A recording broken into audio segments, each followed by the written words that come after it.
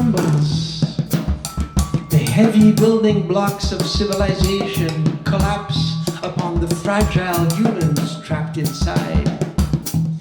Relief workers, demolition crews and scavengers, their breathing organs covered with filthy rags, rip open the sleeping earth and expose the stinking flesh and bones of the human vermin everyone hoped would have stayed forgotten.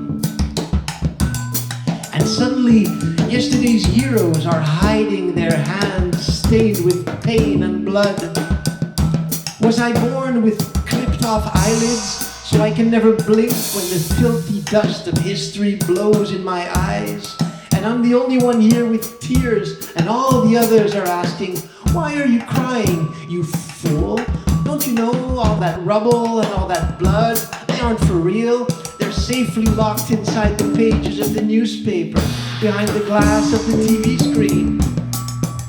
Then the wind rises and blows through the weeds of a patch of land left by a house torn down. And each plant has a tone of its own that sings of a black heaven full of spiraling worlds of light. Hand in hand we listen, the beloved and I, behind the windows of all the buildings still standing around us. We see the light of the screens flickering like a dead fire no one can warm themselves against. Every dirty desire pushed back down into the bowels of the earth has got to come out, oozing out somewhere else. Let us be your shadow. Let your darkness live through us. We know your hunger and the dreams you hide. We know them because they are ours. This is a letter from the bowels of the earth. Everything down here is dark and smooth. Nothing is clearly visible. You can feel the breath of the eons passing by, but nothing ever really changes. On the surface, you have the bees and the flowers.